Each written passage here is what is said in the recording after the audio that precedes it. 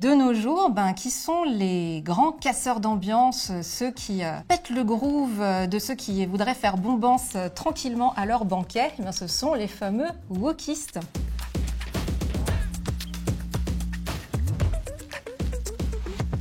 Les harpies, dans la mythologie grecque, elles sont synonymes de dévastation. On leur attribue les mauvaises récoltes, les catastrophes météo et même les disparitions inexpliquées. Le mot harpie, en fait, il est vraiment entré dans le vocabulaire courant pour désigner les femmes qui font du bruit, les femmes qui ne restent pas à la place que leur assigne le patriarcat, c'est-à-dire la soumission.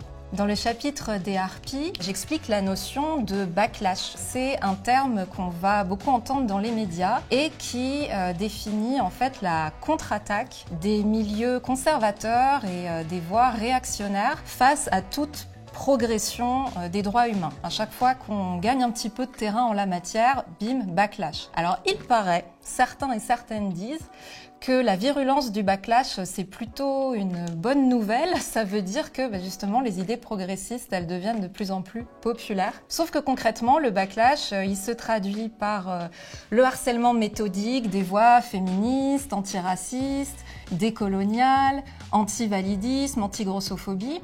Le backlash, c'est aussi, par exemple, l'offensive anti-trans orchestrée dans les médias et dans la sphère politique, comme depuis quelques années. Le backlash, c'est également certains droits fondamentaux qui sont remis en question, comme le droit à l'IVG. En fait, le backlash, il peut être extrêmement violent, il peut être mortel. Donc l'idée de ce chapitre, c'était de convoquer la voix des harpies face à ce backlash pour continuer à faire du bruit et surtout ne pas rester à notre place. Eris, vous la connaissez certainement. Elle brille par son absence dans le mythe de la pomme d'or. Les dieux et déesses sont réunis à un banquet de mariage et Eris n'est pas invitée parce que c'est la casseuse d'ambiance numéro 1 de l'Olympe. En résultat, Eris va faire apparaître une pomme d'or avec l'inscription pour la plus belle des déesses. Et là, on a Héra, Athéna et Aphrodite qui vont s'affronter pour le titre de Miss Olympe.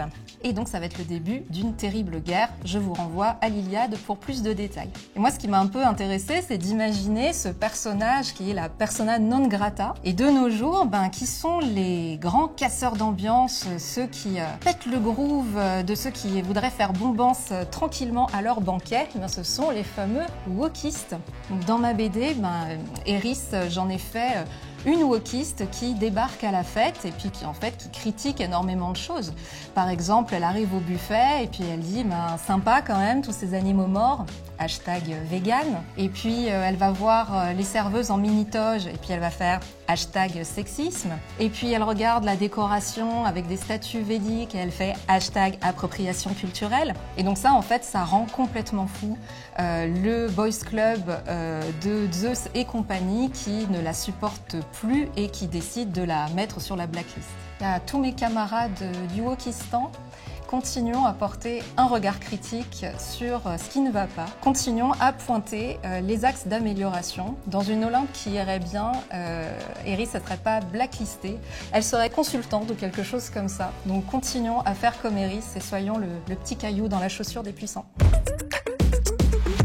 Pour terminer, je vais dessiner la nymphe Écho. Elle a une histoire assez tragique dans la mythologie. C'est une nymphe des montagnes qui a une voix qui porte très loin. Et Zeus va lui demander de parler fort pour couvrir le bruit de ses ébats avec une de ses maîtresses / victimes. Et Écho va très mal s'acquitter de cette tâche, donc Zeus va la punir. Il la condamne à ne faire que répéter la fin des phrases des autres. C'est pour ça que si vous vous promenez dans la montagne et que vous parlez un petit peu fort, la nymphe Écho va répondre à votre voix.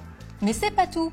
Après ça, Écho, elle va tomber sur Narcisse, le BG autocentré de la mythologie, qui va apprécier l'attention qu'elle lui porte dans un premier temps, puis il va la larguer dans les montagnes, où elle va terminer son existence seule, dans une grotte, éloignée de tout et de tout le monde.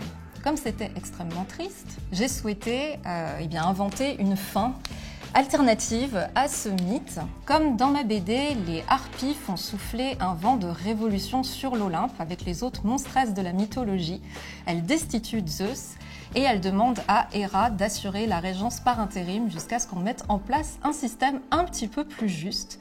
Et donc Hera, en fait, elle va aller chercher Echo qui est recluse dans la montagne et elle va lui demander d'amplifier toutes les voix qui souffle sur l'Olympe. L'amplification, de manière générale, c'est la résistance à la silenciation des voix minorisées, quelles qu'elles soient. Donc c'est toutes les fois où on va prêter attention à ces voix minorisées, où on va faire l'effort en conscience, de manière politique, de les relayer, de les partager, de leur proposer une tribune. Toutes les fois, on va leur tendre le micro, braquer le projecteur sur elles pour les sortir de cet effet de silenciation. Et ben on est dans l'amplification. Aujourd'hui, si on a la moindre tribune, si on a accès à des réseaux ou à un espace d'expression quel qu'il soit, eh bien c'est important de s'inscrire dans le sillage d'Echo et d'amplifier au maximum les voix de toutes celles et ceux qui hurlent et qu'on n'écoute pas.